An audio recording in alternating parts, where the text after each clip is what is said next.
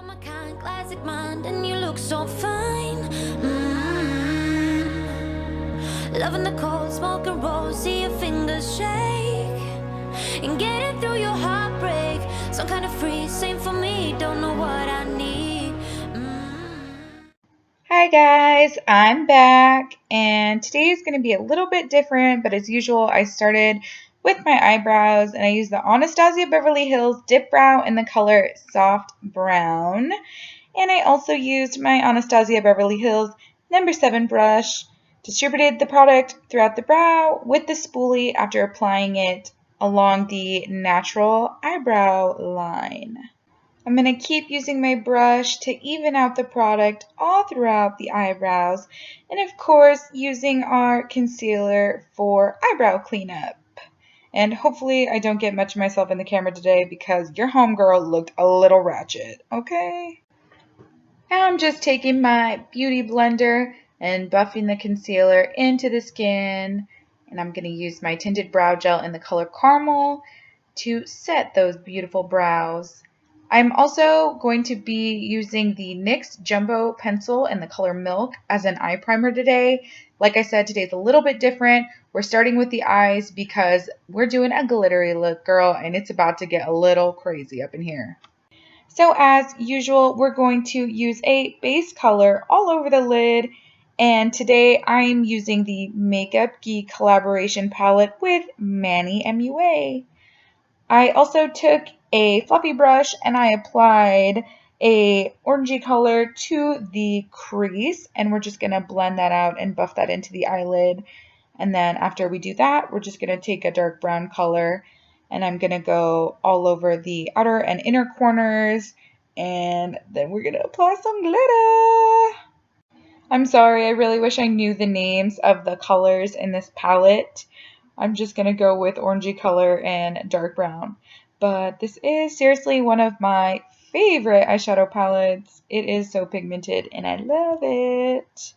As you guys already know, I go blend crazy. I am so specific about my blending.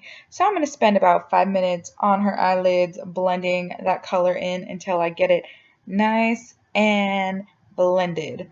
Blendable. Whatever, you guys know exactly what I'm trying to say. I couldn't think of anything other than blended. So I really only wanted to apply glitter to the center of the eye. So I'm going to go in the center with my MAC paint pot in the color Painterly. I'm going to pack that on as much as I can. That way the glitter really pops over the paint pot. It's going to look really, really nice. And then I'm going to take the Ciate glitter glue primer and pack that on the eyelid, and then I use a NYX glitter to pack on over the glitter glue, and I had to wait till that glue got a little bit tacky. I also sprayed my brush with the glitter on it with Fix Plus, and that's how I packed it on the eyelid, and you will see that I packed it on there for a good hot minute, and I prepped the face later because there was a lot of fallout from the glitter. So this is where it got a little tricky. I decided to go with a winged liner over this look because I felt like it wouldn't have looked completed without it.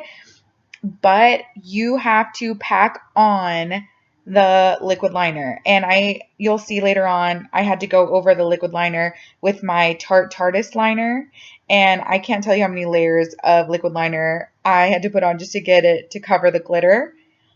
And I'm not joking when I say I had to pack on this liner. So I think I'll take a different approach next time. But here you see me using the Tarteist Tarte liner. I think it's a clay liner, gel liner, whatever. And that's finally how I got to cover the glitter. But it took multiple glitters. And right here I'm just cleaning up a little bit with concealer after I had to wipe off some of the glitter off of her face with a makeup wipe. And yeah, it's about to get crazy up in here since I'm just now putting primer on her face. And of course, you know I love me some Fix Plus.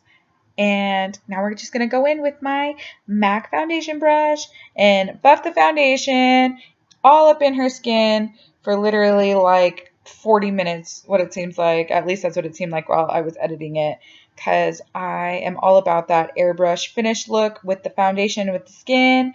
So you will see me go over it about 4,000 times until I get it exactly how I want it to look. But she has beautiful skin, so it wasn't too hard.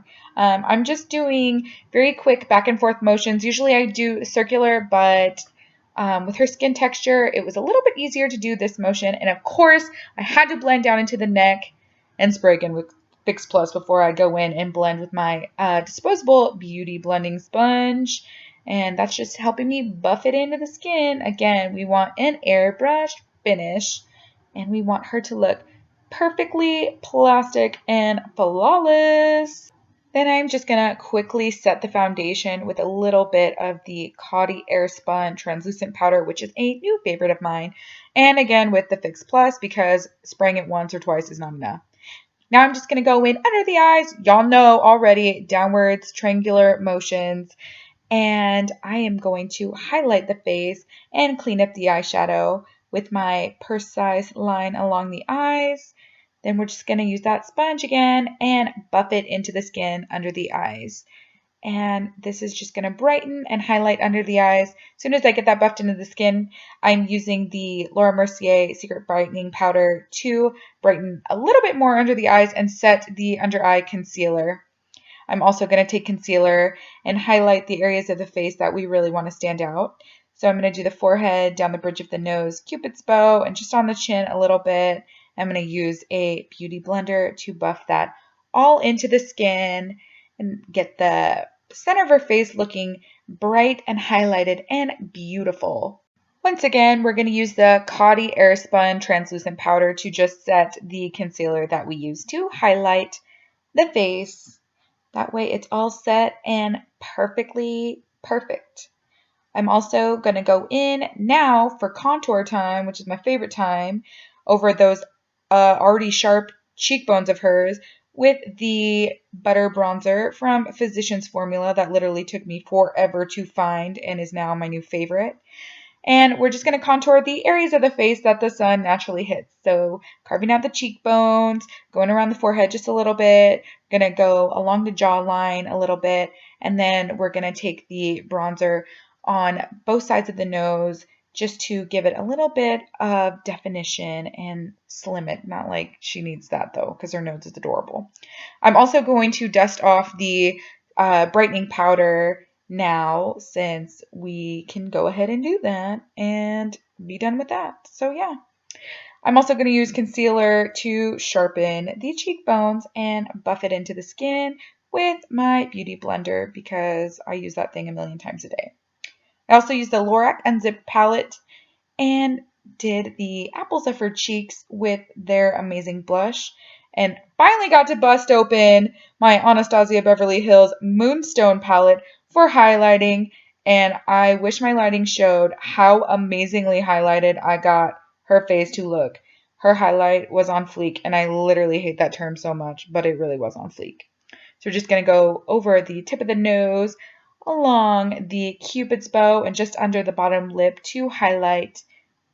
And we're just going to use the colors that we already used on the eyelid to go under the lash line just to make her eyes pop.